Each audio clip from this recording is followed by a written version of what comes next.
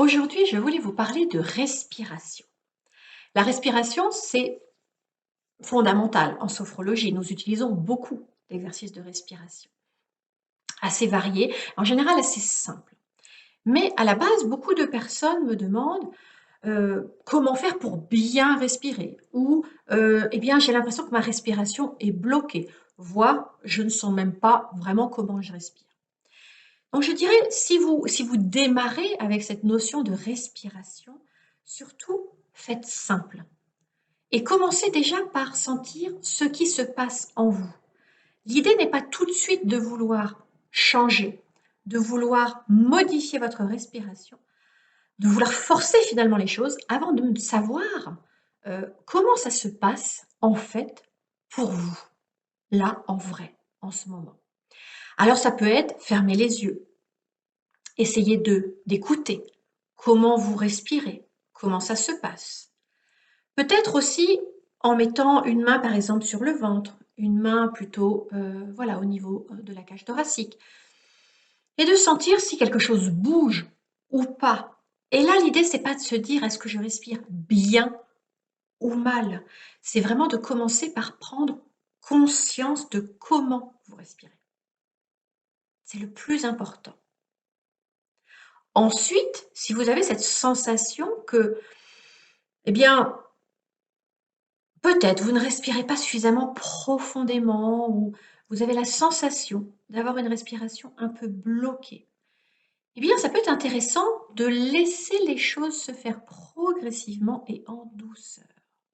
Alors oui, effectivement, quand nous respirons profondément de façon naturelle, vous pouvez le constater chez les petits enfants par exemple, eh bien, à l'inspire, nous avons la sensation que le ventre se gonfle et à l'expire,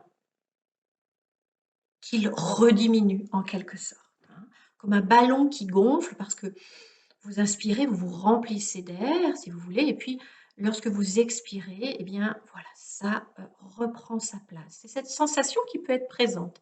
Alors elle peut être présente effectivement jusque dans le ventre, ça ne veut pas dire qu'on respire avec le ventre, hein, évidemment, on respire avec les poumons, mais les poumons, en prenant toute leur place, vont venir appuyer sur ce muscle que nous avons ici, hein, qui est comme une petite coupole qui s'appelle le diaphragme et qui va aller appuyer en fait sur les organes qui vont avancer un peu pour laisser la place aux poumons pour se développer.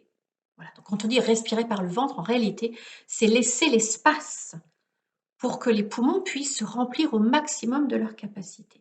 Mais vouloir forcer ce processus est rarement efficace, surtout si par exemple on est très stressé ou si effectivement la respiration est plus ou moins bloquée ou pas complète depuis longtemps. Donc mon conseil aujourd'hui, c'est vraiment prenez le temps avec la respiration. Régulièrement, écoutez comment vous respirez. Et puis, commencez par souffler fort, par exemple, pour bien vider les poumons. Et donc, donner envie aux poumons d'aller chercher encore plus d'air. Et accompagnez tranquillement ce processus. Prenez le temps de vous poser quelques instants pour laisser aller et venir votre respiration à votre façon, jusqu'à ce que petit à petit, la respiration puisse s'installer tranquillement. Mais ne soyez pas étonnés si ça prend des semaines, voire des mois. Ce n'est pas grave. Le plus important, c'est de commencer à en prendre conscience et d'y aller progressivement à votre rythme.